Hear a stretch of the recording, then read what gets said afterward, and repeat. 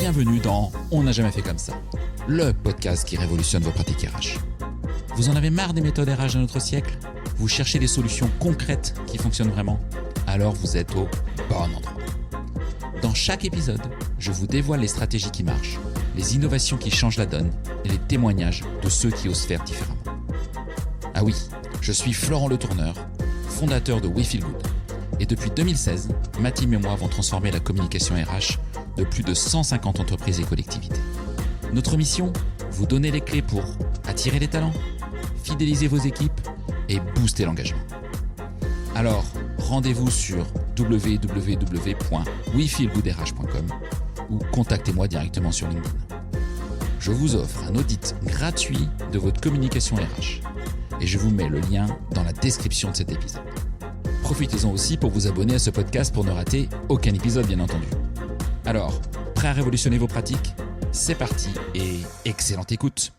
Ce podcast est soutenu par HelloWork, le premier acteur digital français du recrutement. Depuis 25 ans, HelloWork accompagne les entreprises avec ses solutions. Plateforme de recrutement, CV Tech, site carrière ou encore portail de cooptation. Plus de 50 000 pros RH l'utilisent déjà. Et vous? Découvrez tout ça sur HelloWork Recruteur. Vous trouverez toutes les offres dans le lien en description de cet épisode. Hello à toutes et à tous et bienvenue sur On n'a jamais fait comme ça. Alors aujourd'hui, on va parler d'un sujet dont personne ne veut vraiment parler au bureau. La mort, le deuil au travail, le collègue qui revient après un enterrement à qui on ne sait pas quoi dire, le salarié qui s'effondre et la boîte qui regarde ailleurs. Mon invité a fait de ce tabou son métier. Ilona Huynh, bientôt 10 ans RH, dont plusieurs comme DRH dans des startups. Et puis son papa tombe malade. 1 an de fin de vie pendant qu'elle continue de faire tourner une boîte. Il décède et autour d'elle, le silence. Alors elle décide de tout plaquer. Elle part marcher 2200 km jusqu'à Compostelle.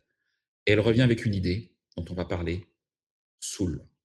Une boîte qui accompagne des entreprises face au deuil de leurs salariés. Plus de 60 entreprises l'utilisent déjà. On va aujourd'hui voir pourquoi nos boîtes sont aujourd'hui si nulles sur ce sujet et aujourd'hui, surtout, qu'est-ce qu'on peut faire concrètement, qu'est-ce qu'on peut mettre en place dès demain. Ilona, bienvenue et merci d'avoir accepté cet échange. Merci pour ton invitation et ravi d'être là.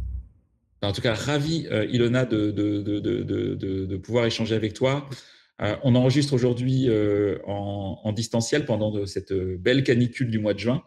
Voilà, le son peut être un petit peu moins bon qu'un enregistrement présentiel, donc toutes mes excuses, mais voilà, qu'on soit transparent avec nos auditeurs, nos auditrices. Alors, Ilona, j'ai un peu raconté ton histoire, en tout cas des bribes de ton histoire avec mes mots dans cette introduction.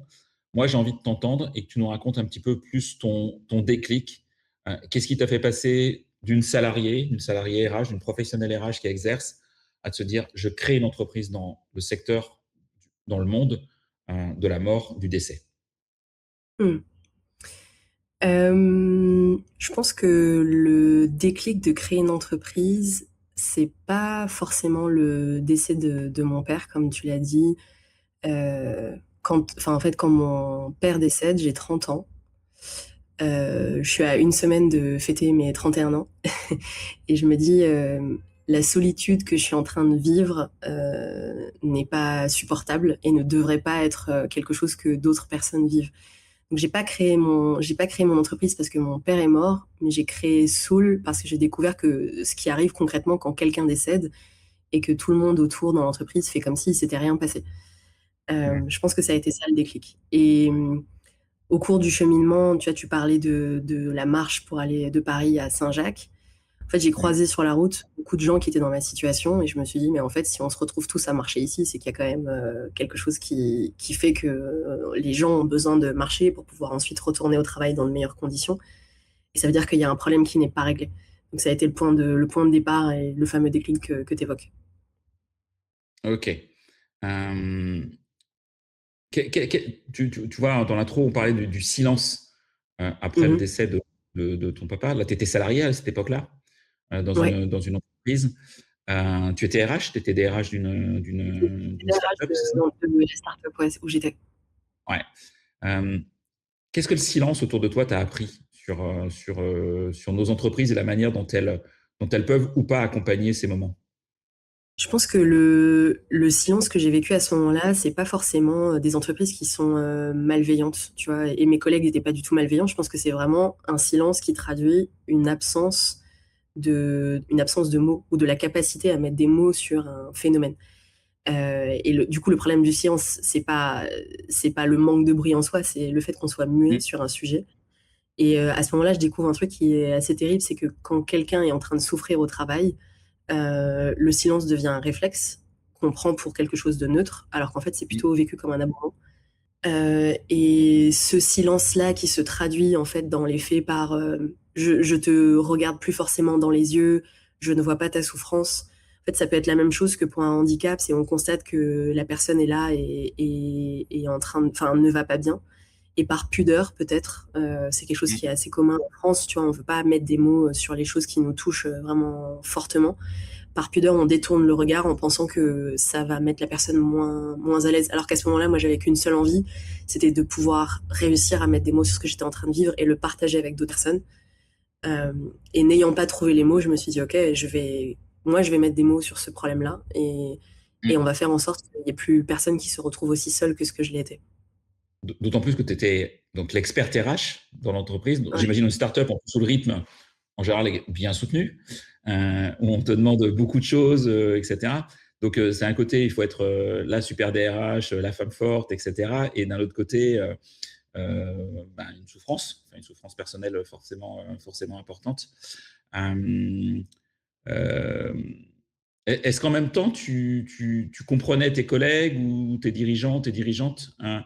Est-ce que tu leur en voulais à l'époque? Comment tu réagissais? en fait, je les comprenais très bien, d'autant plus que j'ai fait exactement la même chose.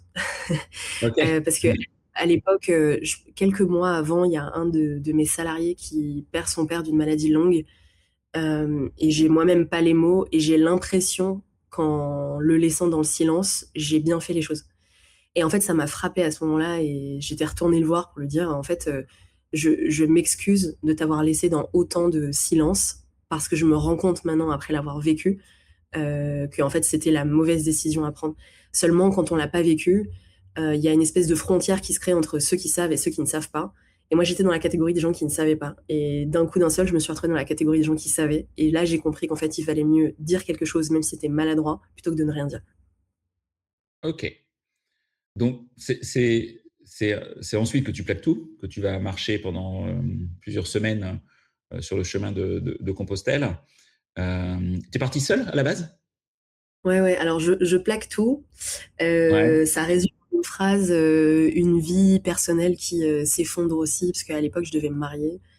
d'accord. Tout était prêt, la maison achetée, le plan de vie déjà fait. Euh, et c'est des choses que j'avais pu partager avant, mais je pense que maintenant, c'est plus simple pour moi aussi de mettre des mots sur ce qui s'est passé à ce moment-là, de comprendre qu'en fait, la personne avec laquelle je partageais ma vie n'était pas forcément la personne qui était en capacité de pouvoir me soutenir dans une épreuve qui était aussi dure. Et c'est à Mm. ce moment-là que je prends toutes les décisions un peu tranchantes, tu vois, annulation du mariage, on met la maison en vente, il faut absolument changer de vie, mais je ne savais pas comment pouvait se matérialiser ce changement de vie. Du coup, j'ai surtout décidé de m'extraire d'une réalité où je n'étais pas en capacité de pouvoir prendre des bonnes décisions. Donc j'ai arrêté de travailler, je suis partie de mon entreprise, et je me suis dit, quel est le meilleur moyen de s'extraire de tout ça? C'est, en l'occurrence, à cette époque-là, le seul et vrai bon moyen que je voyais, c'était de partir en marché sans Mm. but, si ce n'est d'avancer et de voir le plus loin possible où je pouvais arriver. Au final, je suis partie seule de la Tour Saint-Jacques à Paris. J'ai dit au revoir à ma famille, à mes amis, et puis je me suis mise à marcher. Et puis, in fine, je suis arrivée à Saint-Jacques Ok. après avoir réfléchi. Au bout de 2 mois et demi, je suis arrivée. Et j'ai eu l'impression d'avoir vécu une année entière de réflexion, de remise en question, de vraiment comprendre tout ce que j'avais intégré dans mon métier de DRH. Et puis, comme tu le dis aussi, en tant que femme, à qui on demande énormément de choses. Et je pense à toutes ces femmes, particulièrement dans le rôle de DRH, qui doivent assumer plein de rôles en même temps, tenir une figure, une posture, et qui en même temps sont traversées par des doutes. Et arrivé Mhm. à Saint-Jacques, j'avais envie de vivre une aventure entrepreneuriale où j'étais plus en maîtrise aussi des décisions que je pouvais prendre pour mon entreprise et pour les autres entreprises pour pouvoir aider. Et à mon retour, oui, j'ai commencé à travailler sur toutes ces idées qui avaient germé. Et c'est comme ça que Soul est né, après une très longue marche et beaucoup de réflexion. Ouais. Alors, bien sûr, on va parler de Soul. Ma question, c'est, tu t'es lancé seul Ouais. sur un sujet qui est quand même un sujet tabou. C'est pas un sujet simple, hein, c'est un sujet difficile. Sans un euro, alors quand j'exagère sans un euro, mais j'imagine que tu n'as pas mis 1 million sur la table en disant ah, je crée ma boîte et puis tranquillou bilou, quoi. Donc voilà, c'est beaucoup plus compliqué que ça. Et qu'est-ce qui t'a fait tenir quand peut-être, je sais pas, tes proches, tes amis ou ta famille te disaient mais t'es sûr, Ilona, que c'est la bonne décision, il faut pas que tu retrouves un job salarié dans une autre boîte. Voilà, je sais pas ce qui s'est passé à ce moment-là dans ton entourage et dans ta tête. Et qu'est-ce qui a fait que tu t'es dit non, je vais au bout et j'y vais et je lance la boîte dont que j'ai envie de créer. Il s'est passé exactement ce que tu viens de décrire, c'est-à-dire ma Ok. famille qui me dit que je suis en train de créer une boîte pour faire mon deuil.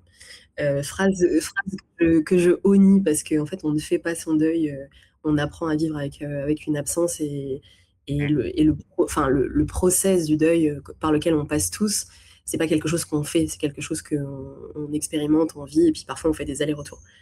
Euh, Se lancer seul sur un projet aussi difficile, c'était à la fois un défi personnel parce que j'avais pu voir dans mon entourage d'autres amis entrepreneurs qui avaient fait enfin, voilà, un peu le même parcours que moi, qui s'étaient dit, bah, je te donne quelques exemples, hein, personne n'est venu attaquer le syndic de copropriété, bah super, on va lancer Matera, personne n'a revu la manière de gérer une mutuelle, ok, on va lancer Alan. Donc en fait, j'avais quelques exemples en tête de choses qui pouvaient fonctionner et j'étais bien consciente du fait que j'étais en train de créer un cas d'usage parce que le marché n'existait pas, parce qu'il n'y avait pas de concurrence, que probablement j'arriverais pas à lever des fonds. Donc, comme tu dis, je me suis lancée sans 1 euro en poche, mais par contre, avec la certitude que, en tant que DRH, j'avais une vision de ce qui se passait dans l'entreprise qui était un peu différente. Et donc, en parallèle de la création de Soul, moi, j'ai continué à faire mon métier de DRH en part-time en orientant l'ensemble de mon accompagnement pour les entreprises autour de ces questions de comment est-ce qu'on met en place des dons de jours de congés entre salariés, comment est-ce qu'on gère un salarié qui est en fin de vie. Donc, je me suis attaquée à ces questions et puis j'ai proposé mes services uniquement sur ces questions très, très humaines. Et du coup, j'ai pas vraiment eu la sensation de créer une boîte. Et aujourd'hui, enfin, on se parle, on est enfin, au-delà de mi-juin, on vient de fêter 2 ans. Je n'ai pas la sensation que ça fait 2 ans, enfin plus de 2 ans que je vis une aventure entrepreneuriale. J'ai plutôt l'impression d'avoir réparé quelque chose qui manquait sur le marché. Et j'ai tellement, tellement réfléchi à cette question pendant 2200 km. Je t'assure que, tu vois, quand tu Oui. passes 8 heures par jour à réfléchir à ton sujet, tu te dis, mais en fait, ce service-là, ok, c'est un service qui se rapproche du conseil, mais je pense qu'on peut en faire quelque chose qui soit mis à l'échelle. Euh, j'ai tellement réfléchi à toutes ces options qu'en fait, en les faisant au fur et à mesure, j'ai vécu un deuxième chemin de Saint-Jacques.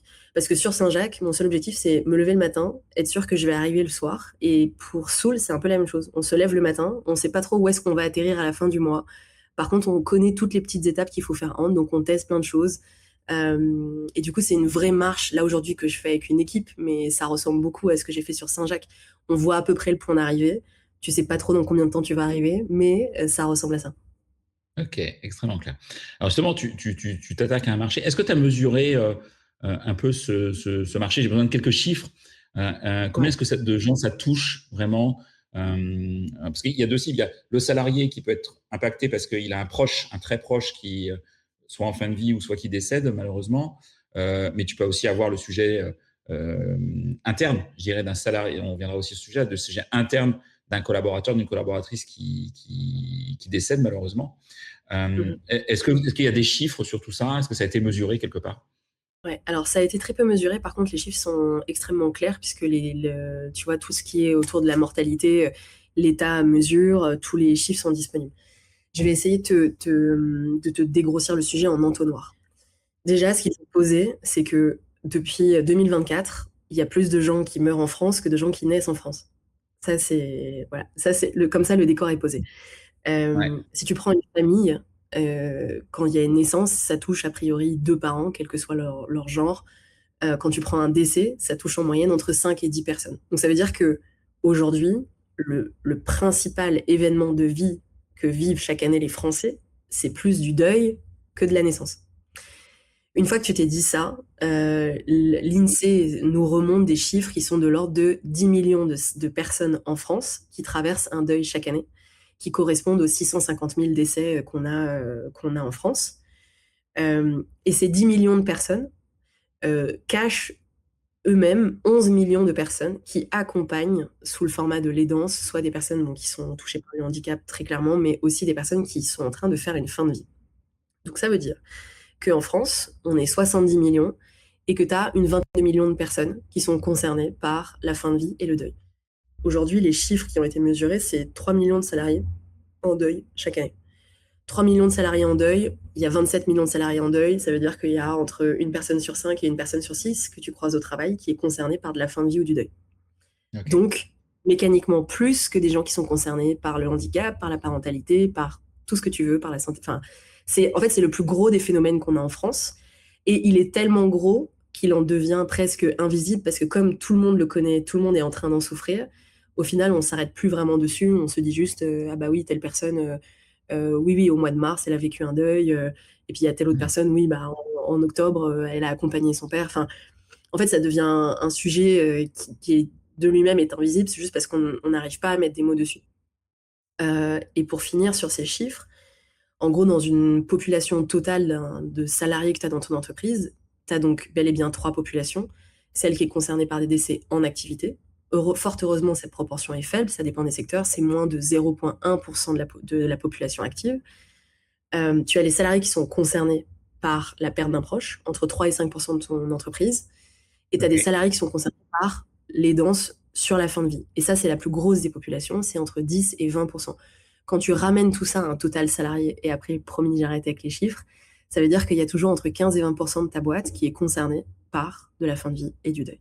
Même si les gens ne se déclarent pas. Et c'est souvent, nous, un phénomène qu'on voit chez Soul, c'est que les salariés se disent, bon, bah, je vais accompagner la fin de vie de mon proche. Je vais pas forcément me déclarer parce que la situation est pas plus grave ni anormale que ce que vivent mes collègues. Donc, je vais cumuler le fait d'accompagner quelqu'un avec mon job et ça va se faire comme ça. Et c'est à moi de trouver des solutions. Alors qu'en fait, l'entreprise a un rôle à jouer là-dedans. Pour moi, c'est clair et net. On peut pas en tant que DRH, on ne peut pas se dire qu'on vit à côté du problème sans vouloir le regarder. Et du coup, pour être franc, est-ce que c'est la faute des DRH qui n'ont pas pris mesure de ce sujet versus, par exemple, tu parlais de parentalité. J'ai fait plusieurs épisodes de podcast sur la parentalité, les sujets, bien sûr, de grossesse, de naissance, de maman qui accompagne, de papa qui accompagne, etc., qui sont de plus en plus, alors, loin d'être généralisés, mais de plus en plus, en tout cas, pris en considération par les entreprises. Donc, est-ce que c'est un peu la faute des RH qui ne se sont pas appropriés le sujet ou est-ce que tout simplement, ils sont, et moi, je me resitue dans ma vie de RH, ils sont juste démunis, un peu lâchés dans la nature et ils n'ont pas forcément toutes les clés? Je pense que tu as plusieurs phénomènes qui se tu vois, sur ce sujet-là. En France, on a beaucoup écarté la mort de notre champ naturel de vision, en fait. Les personnes qui décèdent en France, elles sont plutôt mises soit dans des EHPAD, soit dans des hôpitaux. Donc c'est très bien qu'il y ait toutes ces structures-là, mais en fait, on a médicalisé la mort pour, je pense, ne pas forcément la voir. Il y a aussi, je pense, et à contrario de certains pays frontaliers de la France, tu vois, qui ont gardé des traditions autour des rituels de la mort, etc. Je pense notamment à l'Espagne, où il y a l'Espagne, l'Italie, tu vois, ces pays qui ont gardé toutes ces traditions autour du deuil, de la célébration du deuil. Peut-être que la loi de séparation de l'Église et de l'État a fait qu'on a écarté la mort et qu'on n'en parle pas au travail, parce que ça veut dire aussi ouvrir la porte à de la ritualisation et apprendre à connaître les rituels de ses salariés, alors qu'on n'a pas le droit de parler de religion en France. Il y a aussi un phénomène on compte beaucoup sur la protection sociale. On se dit que de toute manière, si quelqu'un va mal, il va aller chercher un arrêt maladie. Sauf qu'en fait, à faire ça, je pense qu'on fait peser sur la société quelque chose de très lourd, qu'on pourrait commencer à régler déjà dans l'entreprise si on s'adressait aux gens qui ne vont pas bien à cause d'un deuil, plutôt que de faire porter ça sur les 34 jours d'arrêt en moyenne que remonte l'assurance maladie après un décès. Et le dernier phénomène, je pense que c'est surtout une absence comme tu dis, une absence de mots. Et est-ce que c'est la faute des DRH ? Non, je ne pense pas. Je pense surtout qu'aujourd'hui, en France, on se focalise beaucoup sur ce qui est obligatoire. La parentalité, c'est devenu un sujet obligatoire. Le handicap, c'est devenu un sujet obligatoire. La santé mentale aussi, c'est devenu un sujet obligatoire. Et en fait, ça correspond à une délégation de service public de l'État. L'État a confié aux entreprises des morceaux de son service public en se disant « je ne peux pas le gérer ». Du coup, les entreprises vont le faire. Donc, on crée, tu vois, beaucoup d'obligations pour les entreprises. Sauf que pour le deuil et la fin de vie, comme la loi n'a jamais été posée, en tout cas jusqu'ici, elle n'a encore jamais été posée, parce qu'elle est toujours en discussion, tu vois, au Sénat et à l'Assemblée nationale, et ben on se dit, tant que l'obligation n'est pas encore là, moi, en tant que RH, je n'ai pas d'obligation vis-à-vis du deuil et de la fin de vie. Et nous, c'est bien ça ce qu'on dit aux entreprises, c'est, vous pouvez ne pas avoir d'obligation, par contre, le regarder, c'est un acte de leadership que vous faites pour des gens qui travaillent pour vous, et c'est important de le faire, parce que si vous considérez que la parentalité, c'est un sujet qui est important pour votre entreprise, vous ne pouvez pas écarter le deuil et la Oui. fin de vie, sujet obligatoire. OK, très clair. Hem, j'ai envie qu'on soit effectivement un petit peu dans l'acte concret, qu'on regarde quelques situations. Justement, la Ouais. situation, je suis RH en entreprise dans ma PME, un classique, je suis un peu tout seul, dans ma fonction RH et j'apprends ou je sais qu'effectivement, un collègue, un collaborateur, une collaboratrice, en tout cas un collègue, vit des moments, compliqués avec, l'un de ses proches, ou l'un de ses très proches. Heu, qu'est-ce que je dois faire? Est-ce que si je l'apprends parce que ça, je peux l'apprendre aussi un peu par un machine à café, tu vois? Tu sais que Marie ou que Jean-Jacques, bah, ça va pas fort, machin, et cetera. C'est la vraie vie, hein, des boîtes. Est-ce que je dois aller vers cette personne? Qu'est-ce que tu me conseilles, moi, en tant qu'RH, dans ce genre de moment? Est-ce qu'il faut y aller franco et dire: «Voilà, on a besoin d'échanger ensemble et on va t'accompagner» et si oui, bah, c'est quoi les solutions, Ilona? C'est quoi les solutions d'accompagnement? Ou est-ce qu'il faut laisser venir la personne? Enfin bon, voilà, j'ai besoin de comprendre un peu. Donc là, dans le cadre d'un salarié qui aurait perdu un proche, je pense que le premier réflexe à avoir, c'est de remettre du lien. Parce que une personne qui est en train de vivre une perte, justement, elle vient de perdre un lien avec quelqu'un. Et donc, remettre du lien dans son quotidien, en fait, c'est une forme de consolation. C'est ce qu'on appelle en psychologie du deuil, c'est la consolation vient du lien humain que tu peux avoir, vient du lien avec l'art, la thérapie, etc. En tant que RH, moi, ce que je pourrais conseiller aux personnes qui nous écoutent, c'est il faut aller voir la personne, même si OK. vous n'avez pas les bonnes phrases, même si vous n'avez pas les bons mots, en fait, remettre du lien pour dire à la personne qui est en face: «Je te vois, je sais que c'est dur, je sais que ta souffrance est là. Peut-être que je ne peux pas la comprendre, peut-être qu'elle m'émeut énormément parce qu'elle me rappelle une situation, mais en tout cas, j'ai vu ce que tu étais en train de traverser». La personne qui est en face, elle va pouvoir réagir de plein de manières différentes. Il y a globalement entre 5 et 7 types de personnalités face au deuil. Il y a des gens qui vont dire: «Non, non, moi je me replonge dans le travail, je ne veux pas en parler». Des gens qui refusent toute communication. Il y a des gens qui peuvent exprimer énormément, ça peut être beaucoup plus là. Il y a des gens qui remettent du contrôle en faisant de l'humour, tu vois? En fait, est-ce qu'il faut connaître toutes ces situations? Je ne suis pas sûre. Par contre, venir remettre du lien, ça, c'est le plus important. Vérifier avec la personne ce dont elle a besoin. Et là, c'est mon deuxième conseil et pour le coup, je dirais que c'est un des plus importants. Se mettre à disposition de quelqu'un en disant: «Je suis à ta dispo si jamais tu as besoin de quelque chose», en fait, c'est remettre de la charge mentale chez quelqu'un. Ça veut dire que c'est la personne en face qui est en train de traverser quelque chose qui est dur, qui va devoir imaginer ses propres solutions, à venir demander auprès de quelqu'un. En fait, c'est le moment où, quand on a posé un cadre en disant: «L'entreprise te donne ça, la convention collective prévoit ça, tu as le droit à tant de nombre de jours, tu peux t'absenter pour ton télétravail». Avoir réfléchi à ces questions et aller voir un salarié en disant: «Voilà ce qui est sur la table», ça lui enlève de la charge mentale. Du coup, le salarié qui est en face a déjà tellement de choses à gérer, on lui donne juste les informations dont il a besoin et on lui remet pas la nécessité de devoir réfléchir à ce qu'il va devoir demander. Et en plus, c'est des conversations qui sont pas forcément aisées. Quand on est en train d'organiser des obsèques, appeler son DRH en disant: «Est-ce que je pourrais m'absenter une Mmh. journée de plus ou me mettre en télétravail une journée de plus?» C'est super compliqué à faire et en plus, les personnes qui sont en train de le vivre la préoccupation, c'est: qu'est-ce que mon père, ma mère, mon frère, ma sœur, mon cousin, la personne que j'aime et qui est dans son cercueil, qu'est-ce qu'elle va porter le jour de son enterrement? C'est plutôt ça le genre Mmh. de questions auxquelles les gens font face. Le deuxième élément qu'il faut vérifier avec la personne, c'est quoi le type de communication que tu veux mettre autour. Est-ce que tu veux qu'on informe ton équipe? Parce que c'est important, peut-être qu'ils le sachent pour pouvoir éventuellement soit t'adresser un message, soit pouvoir être là pour toi ou juste respecter ton espace à toi si tu as envie de te retirer. Donc c'est de quelle manière est-ce que tu veux qu'on communique autour de toi? Est-ce que tu veux qu'on le prenne pour toi? Est-ce que tu veux informer les proches? Enfin les proches de ton équipe. Et dans le cadre de décès un petit peu plus, compliqués, là on évoque un salarié qui perd un proche, mais ça peut être aussi un décès de salarié en activité, c'est quel est le type de contact qu'on veut avoir avec la famille? Pour une famille qui perd un proche, savoir qui contacter dans l'entreprise, plutôt que de devoir chercher la personne et se dire: «Est-ce que j'ai envoyé, le certificat de décès à la bonne personne chez les RH?» C'est hyper important que ce soit l'entreprise qui contacte la famille pour dire: «On a été informé de votre situation, on partage, nos pensées avec vous, nos condoléances, mais surtout, on est là aussi pour porter une voix et vous dire qu'on va vous soutenir». Et dans le cadre d'un décès d'un collègue, la nécessité de créer un espace. Il n'y a pas toujours d'espace qui sont prévus pour les collègues dans le cadre d'une cérémonie d'obsèques. Il y a certaines familles qui ne souhaitent pas que toute l'entreprise débarque à une cérémonie d'obsèques et ça peut se comprendre. Mais le fait de créer un espace, c'est important parce qu'on a besoin de pouvoir dire au revoir au lien. Quand je te disais tout à l'heure, quand on perd quelqu'un, en fait, c'est un lien qui se coupe. On a besoin de pouvoir mettre des mots sur ce lien, ce qu'il représentait et de quelle manière il s'est coupé et on peut le dire au revoir. Et enfin, mon dernier conseil, c'est surtout comment est-ce que tu prépares l'après, le retour de la personne. Et on le fait déjà pour la parentalité.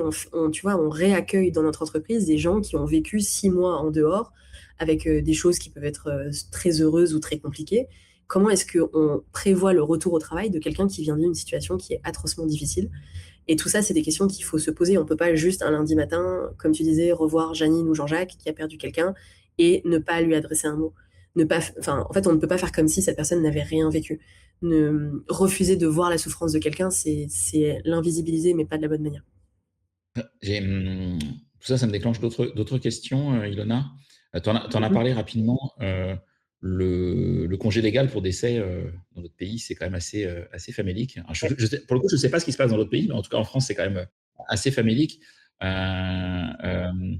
que tu en penses? Est-ce que d'ailleurs avec Soul, vous essayez d'influer ce sujet-là auprès du législateur, auprès des partenaires sociaux? Est-ce que c'est un vrai, est-ce que c'est un combat ou est-ce que pour toi c'est pas un combat? Est-ce qu'il y a d'autres choses qu'une boîte pourrait offrir qui va vraiment changer la vie du salarié qui vit un deuil? Alors, c'est un combat dont je parle peu, mais qui me révolte tous les jours. Pour moi, alors on va normaliser ça à 3 jours. Parce qu'aujourd'hui, dans la majorité des conventions, le code du travail, etc., c'est 3 jours. Il y a plus pour quand tu perds un enfant. Et d'ailleurs, ça, c'est aussi quelque chose qui me rend complètement chèvre. C'est pourquoi est-ce que le nombre de jours est différent en fonction de l'âge de l'enfant? On n'est pas moins dans la souffrance, en fait. Donc, et en fait, c'est 3 jours de deuil. Là où ça m'obsède, c'est que je me dis, en 3 jours, on n'a même pas le temps de finir d'organiser des obsèques. Les obsèques en France, ça peut se passer en 24 heures, mais ça peut aussi se passer en 2 semaines en fonction de la disponibilité des crématoriums, tu vois, Oui, la loi a changé en des... plus assez récemment là-dessus. Enfin, Voilà, c'est la loi a plus long changé maintenant. très récemment. Voilà, c'était 7 jours avant, maintenant c'est 14 jours. Et c'est aussi pour répondre, et je vais le dire de manière très horrible, à l'offre et à la demande. En fait, il y a tellement de décès en France et si peu de capacité à faire qu'on a été obligé d'étendre le nombre de jours pour pas être dans des conditions légales ou pour la conservation des corps. Mais bon, bref, ça c'est une autre discussion. Donc on a étendu d'un côté, mais on n'a pas étendu de l'autre le nombre de congés. Donc 3 jours, il faut se mettre dans la situation où si quelqu'un décède un dimanche, ça veut dire qu'on va prendre son lundi, mardi, mercredi, et le jeudi, on est de retour au travail. Sauf si on a des congés sans solde, sauf si l'entreprise a décidé que. Le minimum du minimum sur lequel nous, on se bat, c'est au moins 5 jours avec les 2 week-ends autour. Ça veut dire que en fait, tu as 9 jours au total. Ça correspond pas à des vacances. Parce que ça aussi, ça fait partie, tu vois, des choses un peu obsédantes. Il y a des entreprises qui disent, bah, c'est arrivé pendant tes vacances. Bah, ça fait partie de tes vacances, en fait. On va pas te donner des jours en plus. Alors que gérer un deuil, gérer des obsèques, ce ne sont pas des vacances. Est-ce qu'aujourd'hui, nous, on appuie côté Assemblée nationale et Sénat pour faire évoluer cette loi? Oui, ce code du travail, oui, c'est ce qu'on fait aujourd'hui. On a proposé des textes au Sénat, on a proposé, tu vois, beaucoup de prises de parole. J'ai l'impression qu'aujourd'hui, il y a une décorrélation entre ce que votent nos assemblées et ce que vivent les entreprises. Et c'est plutôt une frontière entre politique publique et politique, tu vois, corporate. Est-ce que c'est vraiment au législateur de décider physiologiquement combien de temps tu vas devoir prendre? Ça s'applique dans le cadre de la parentalité parce que porter un enfant, physiologiquement, tu connais à peu près le rythme de ce que tu vas vivre, tu vois, l'allaitement, etc. Donc tu sais, tu peux normer ça en nombre de semaines. Mais pourquoi donner tant de jours à la parentalité et si peu de jours pour un deuil ou une fin de vie? Je dis pas qu'il faut enlever à l'un pour mettre à l'autre, je dis juste qu'il faut équilibrer les deux pour que en fait, on puisse entamer son deuil dans de bonnes conditions. Et ce qu'il faut savoir, c'est que personne ne sait comment est-ce qu'il va réagir face au deuil. Et moi, j'entends des gens parfois me dire si ça m'était arrivé, je sais que j'aurais pas réagi comme ça. Mais que nenni, en fait. On sait jamais comment ça va se passer. Moi aussi, je pensais être quelqu'un de très très fort sur ses appuis. Et au final, mon deuil a duré très longtemps. Et même pour les personnes les plus robustes au travail, et quand ça se traduit professionnellement, hein, même pour ces personnes les plus robustes, on ne sait pas comment elles vont réagir. Et 3 jours, ce n'est pas assez. Donc, une des recommandations que moi, je pourrais donner aux entreprises, c'est quand on pose un cadre, on est toujours en capacité de faire un petit peu plus que ce soit donner des jours, avoir des dons de jours de congé entre salariés, permettre du télétravail, permettre de l'absence prolongée. Ça, c'est des choses qui sont et qui sont à la main des DRH. Est-ce que tu connais des entreprises, petites ou grandes, Ouais. clientes ou pas d'ailleurs de Soul, mais en tout cas des entreprises toi, te marquent par effectivement leur volontarisme sur ce sujet? Ouais. Je vais t'en citer plusieurs parce que, enfin, notamment le travail qui est fait chez Weglot Mmh. par Meryl Cibras. Enfin, tu vois, je pense qu'il y a eu un gros travail de fait autour des répercussions du deuil sur le travail. Je sais qu'ils ont posé une politique de deuil qui est assez avancée. Ce qui peut paraître surprenant, c'est que les grosses boîtes américaines, qui en Mmh. fait n'ont pas beaucoup de systèmes de protection sociale, sont allées très loin dans la protection des salariés. L'exemple qu'on cite beaucoup, c'est Google et Facebook. Alors, est-ce qu'il faut aller aussi loin? Je ne sais pas. Eux, ils ont cette capacité, tu vois, cette largesse financière de pouvoir faire ce geste envers les salariés. Mais pour Oui. moi, ça reste quand même un achievement pour les entreprises. Google, 90 jours libres en cas de deuil que tu peux poser, tu vois, tu peux Ah les ouais, fractionner. je savais pas. Ouais. OK. Euh, Parce que eux, ils ont conscience qu'en fait, si tu veux garder les meilleurs potentiels dans ton entreprise, euh, en fait, il faut accepter que ces gens-là ont des événements de vie que tu ne maîtrises pas. Mais par contre, faire comme si ces événements de vie n'existaient pas, je pense qu'ils ont bien fait de mettre en place ce système de don de jour. Facebook, enfin Meta en l'occurrence, il y a un reversement d'une partie du salaire au conjoint restant, la prise en charge des études des enfants jusqu'à une certaine date. Donc en fait, eux, ils ont vraiment intégré que la vie de leurs salariés était complètement liée à la vie de leur entreprise.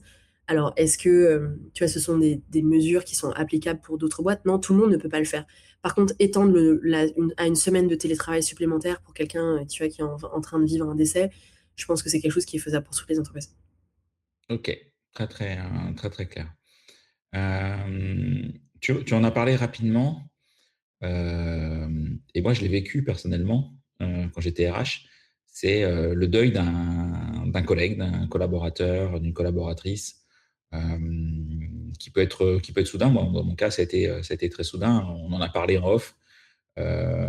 Effectivement, j'ai vécu, un deuil principal d'un commercial, d'une trentaine d'années, qui a fait un arrêt cardiaque, sur une aire d'autoroute en faisant une pause. Enfin, un truc, tellement improbable, mais qui existe malheureusement dans la vraie vie.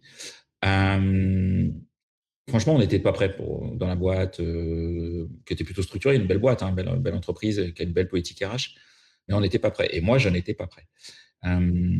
Quels seraient les conseils que tu peux donner à un RH sur ce point? Jeune ou moins jeune RH, mais qui n'a pas vécu ça et qui un jour peut-être le vivra. Je ne le souhaite évidemment pas, mais qui peut-être le vivra. Et quels sont les premiers réflexes à avoir dans ces moments-là? Premier réflexe indispensable avant de se tourner vers l'intérieur de l'entreprise, il faut se tourner vers l'extérieur de l'entreprise, OK. qui sont les membres de la famille. Et c'est aussi pour ça qu'on fait des listes à plus savoir qu'en faire de contacts d'urgence. Oui. C'est qui le contact d'urgence de la personne? Enfin, le contact d'urgence existe parce que si la personne tombe sur un câble au bureau, mais le contact d'urgence existe surtout s'il arrive un problème de ce type-là. Il faut prendre contact avec la famille. Montrer que le ou la salarié qui vient de décéder au cours de son activité n'était pas juste un numéro dans l'entreprise. Je pense que pour les familles, c'est hyper important. Ça permet de garder aussi des bonnes relations avec eux, de pouvoir transmettre plus facilement des documents parce qu'ils vont en avoir besoin. C'est un moment où les familles ont besoin, encore une fois, qu'on les décharge mentalement parce que ce qu'ils sont en train de vivre, c'est incommensurable. Enfin, il n'y a pas de mots pour décrire ce qu'une famille est en train de vivre quand elle perd un proche et que ce soit pour un décès pour cause d'accident du travail ou même juste un accident comme tu le décris là. Mmh. Prendre contact avec la famille, premier point. Deuxième chose, s'adresser à son entreprise, dans les limites de ce que la famille accepte ou pas. Donc ça, c'est aussi des discussions qu'il faut avoir en premier lieu, mais ne pas laisser les collègues sans rien dire. Et moi, j'ai vu beaucoup d'entreprises où ah bah il y a un certificat de décès qui arrive, ça part vers l'entreprise qui gère les jours, tu vois, ou la comptabilité ou les jours d'absence, etc. Et on ne dit rien aux salariés qui sont à côté. Euh, et on a eu le cas aussi d'un féminicide euh, et les collègues l'ont appris à la télé. Ils l'ont appris à la télé. Waouh! Donc, moi, mon conseil, c'est il faut s'adresser à la population interne sans pour autant donner forcément les raisons, que ça peut être lié à un suicide, ça peut être lié à une mort par accident. En fait, on dit juste, cette personne a compté, elle n'était pas qu'un numéro. Et en fait, en faisant ça, c'est pas forcément créer un hommage particulier pour la personne, même si c'est important de le faire. C'est surtout dire aux autres personnes qui restent, pour nous, vous n'êtes pas des numéros. Vous n'êtes pas des numéros et si jamais la situation se représente, on prendra soin de votre famille, on prendra soin des autres personnes qui sont à côté de vous. Et c'est aussi quelque chose qu'on reçoit beaucoup en témoignage, des salariés qui nous disent, moi je n'ai pas été concerné. Par contre, il y a une autre équipe où il y a un salarié qui est décédé, ou j'ai un collègue qui a perdu un proche et l'entreprise l'a tellement maltraité que je ne peux pas me reconnaître dans ses valeurs. Et en fait, on ne mesure pas les répercussions que ça va avoir sur une équipe complète, mais s'adresser à sa population, c'est déjà quelque chose. Je vais pas rentrer dans le détail là parce que je pense que c'est pas le plus important, mais Oui, nous, oui. on a plein de services d'accompagnement, mais je pense que la première chose à faire, c'est prendre la parole. Prendre la parole et expliquer qu'on est tous aussi sidérés et parfois on n'a juste pas les mots pour le dire. Il y a plein de, en fait, il y a plein de phrases simples qui permettent de désamorcer une situation et de dire je n'ai pas les mots pour m'adresser à vous de la bonne des manières, je vais tenter de le faire. Ça me touche autant que vous en tant que DRH. Je m'associe à la douleur que chacun peut ressentir et du coup, voilà ce qu'on a mis en place pour vous, ou voilà ce qui va se passer si jamais la personne avait un poste de management, voilà ce qui va se passer pour l'équipe. Ne pas laisser les gens avec la charge mentale de savoir, mais mon manager est décédé, et du coup, qu'est-ce qui va se passer pour nous? Est-ce qu'on va tous devoir se réorganiser? Enfin voilà, on apporte des réponses, même si ça prend du temps à mettre en place une réorganisation d'équipe, on apporte ces réponses-là. Et enfin, il y a le temps de mémoire. On se disait tout à l'heure, le fait de perdre quelqu'un, c'est de perdre un lien qui était vivant. Le lien se coupe, et il faut que quand on perd ce lien, on puisse se dire tous, le lien est coupé, et on dit au revoir. Dire au revoir à quelqu'un, surtout quand on n'a pas assisté à sa fin de vie ou à sa mort, c'est très important. Et il y a pas mal de collègues qui aujourd'hui, ce qu'ils vivent, c'est ils savent qu'un de leurs collègues est décédé, ils n'ont pas pu assister aux obsèques, il n'y a pas eu d'organisation d'hommage, et pour eux, en fait, c'est comme s'ils avaient du mal à retourner au bureau, et soudain, ils se souviennent que Janine ou Jean-Jacques, comme tu les évoquais tout à l'heure, ah bah ils sont plus là en fait. Et moi, dans ma boîte mail, j'ai toujours des mails de la personne qui n'est plus là. Mm. Et qu'est-ce qu'on va faire de son bureau? Et qu'est-ce qu'on va faire de ses plantes vertes qui sont sur son bureau? Et qui va reprendre ses dossiers?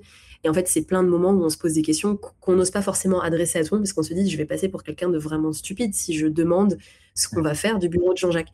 Alors qu'en fait, il y a voilà, c'est des réponses simples qu'un DRH peut apporter. Et alors justement, est-ce que c'est le job du DRH ou du HRBP ou du RRH, hein, selon l'organisation?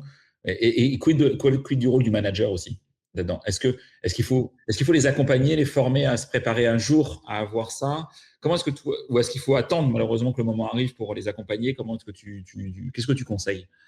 C'est intéressant ce que tu dis parce que en fait, un deuil, enfin, moi, je l'évoque dans les formations, c'est un peu comme une pièce de théâtre. Il y a des gens qui sont concernés par l'action principale, il y a des gens qui sont spectateurs, il y a des personnes qui sont partie prenante. Et tu vois, ce qu'on apprenait à l'école, t'as l'adjuvant, la personne qui t'aide. Enfin, donc, dans cette pièce de théâtre, tout le monde a un rôle à jouer.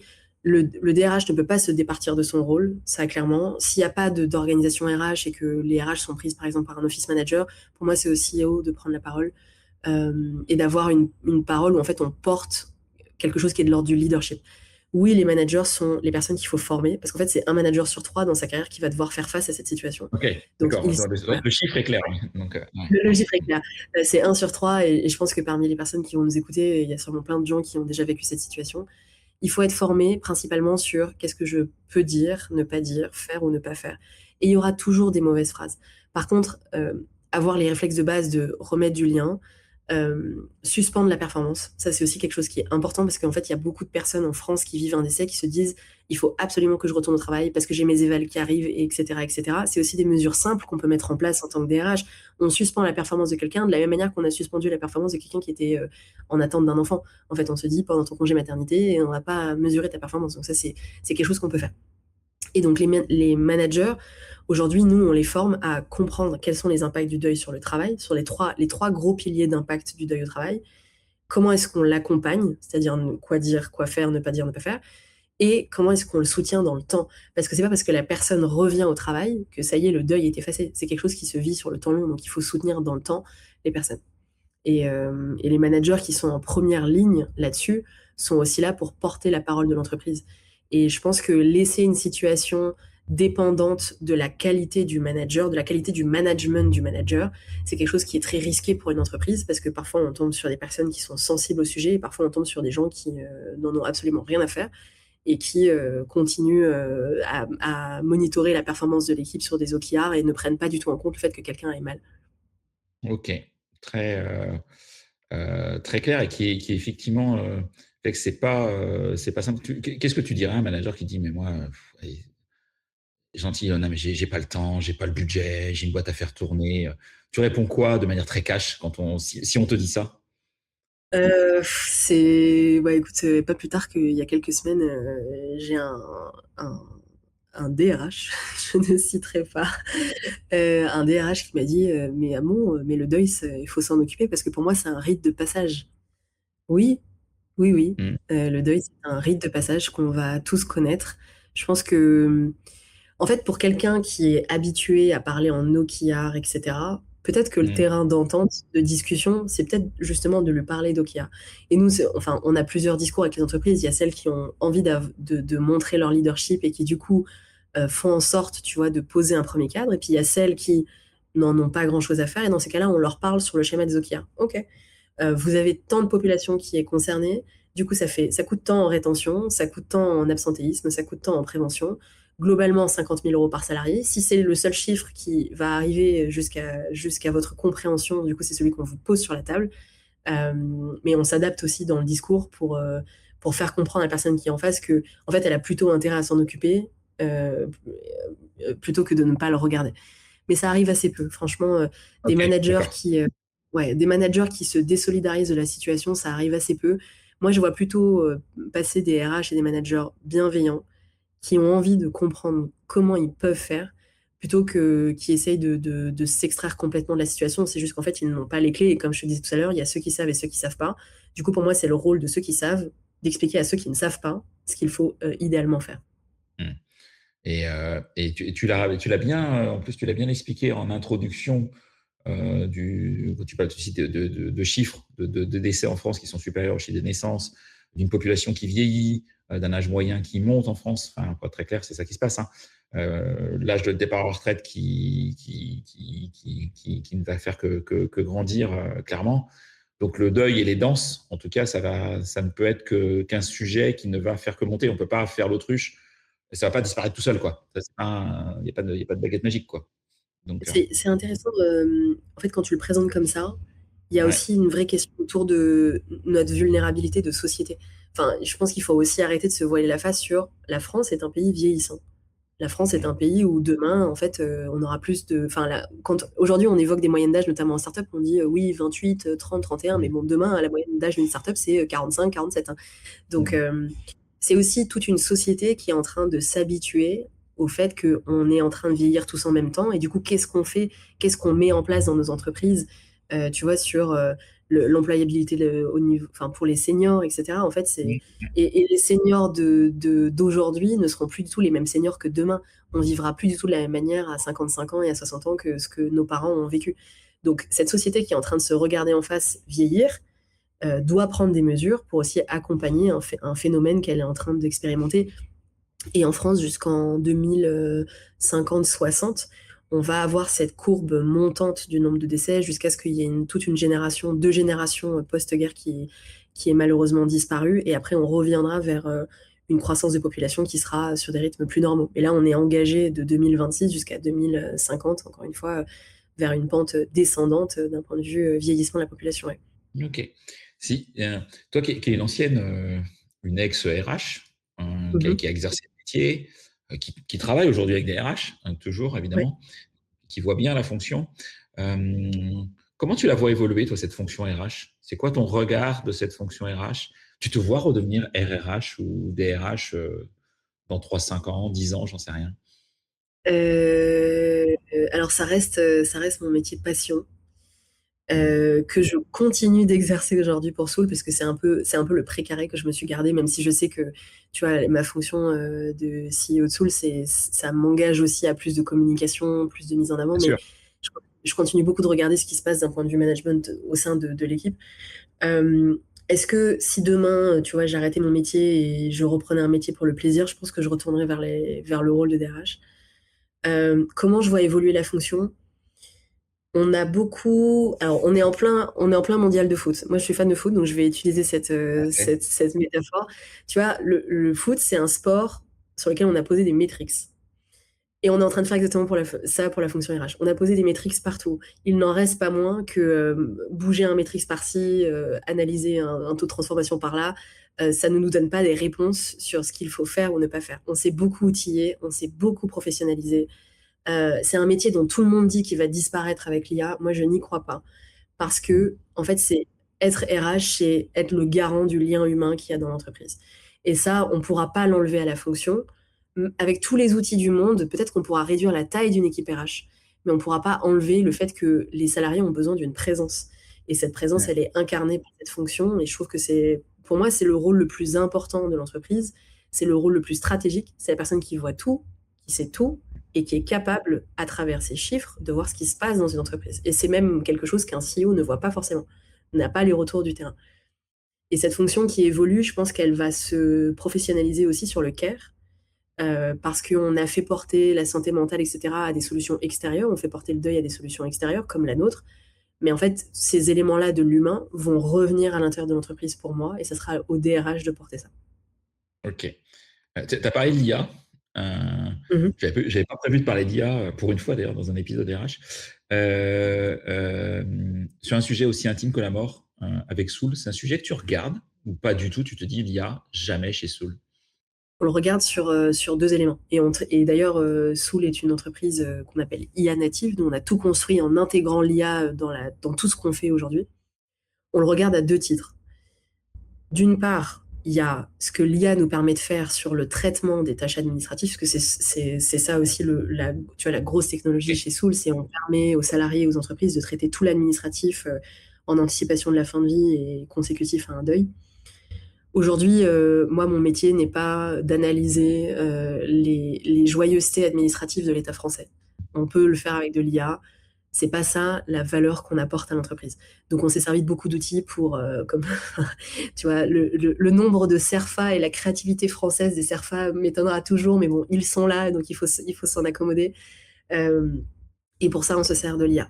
Le deuxième endroit où on se sert de l'IA, c'est que, en fait, on a tellement de volume de retours de salariés, de témoignages, etc., que ça nous aide à poser justement une grille de lecture et de mots sur un phénomène qu'aujourd'hui on ne mesure pas,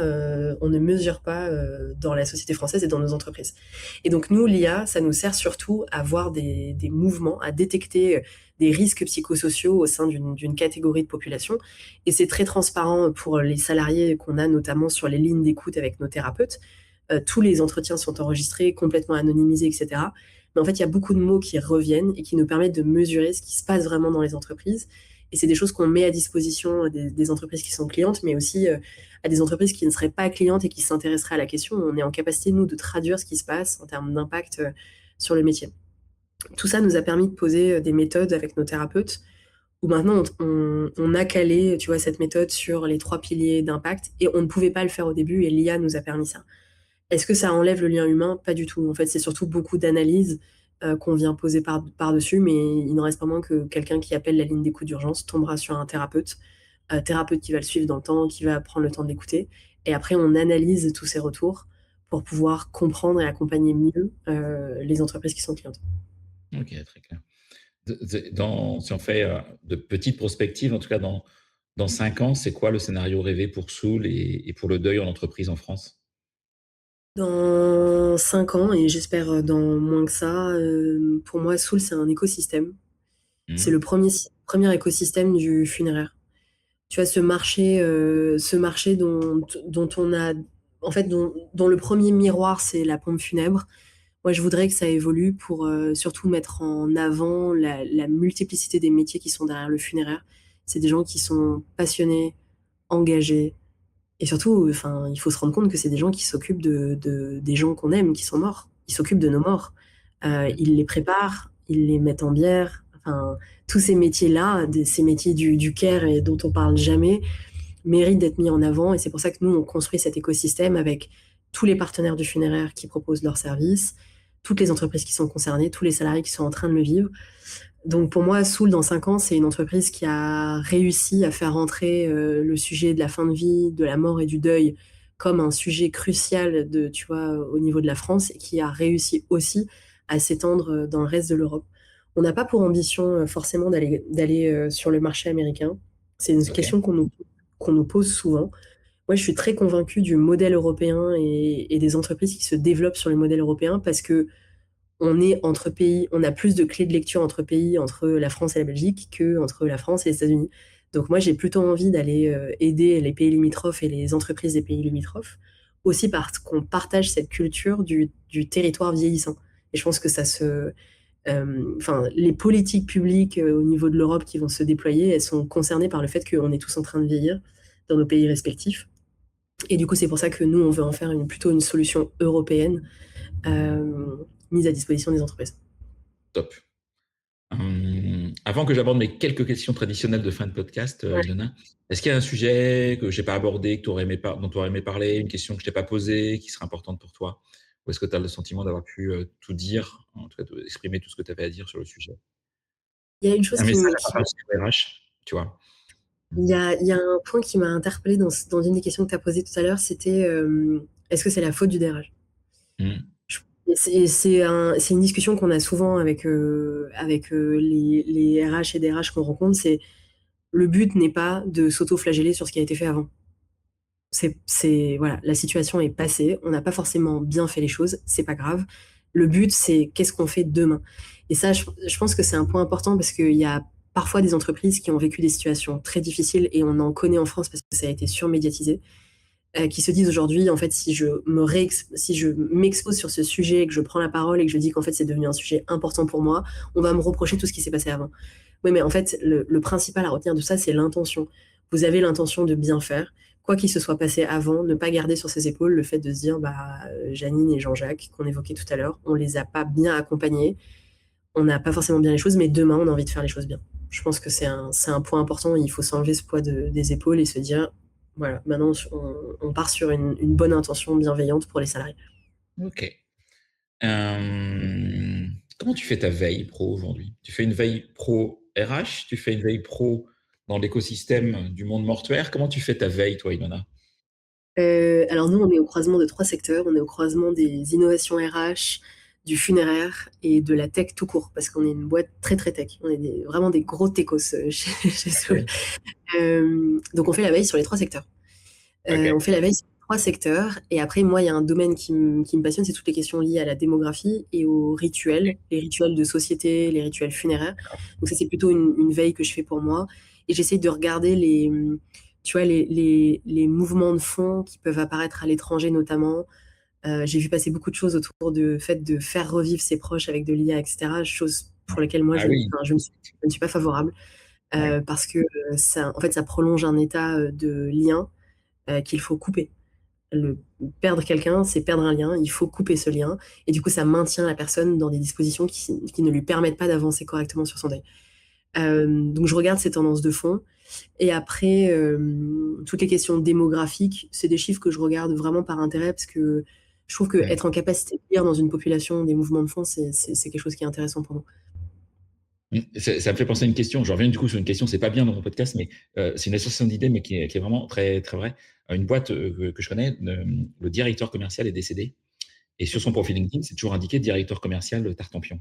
D'accord? Ouais. Malheureusement, il est décédé. Euh, et le RH m'a dit, ouais, mais comment on peut demander à LinkedIn de supprimer ce profil LinkedIn? Parce que c'est pas l'homme qui est décédé qui les embête, c'est le risque commercial, effectivement, que des gens contactent quelqu'un qui ne va jamais répondre. T'as eu ce sujet de profil LinkedIn, comment on gère? Alors on l'a tout le temps, et en fait on l'a Ah, surtout ok. aussi pour des familles qui nous disent c'est insupportable chaque année de se voir rappeler que c'est l'anniversaire d'un tel ou d'une telle Oui. qui est décédé il y a 3 ans. Ah oui, les fameux Euh, anniversaires de LinkedIn qui sont horribles. ouais, c'est ça. Alors breaking news,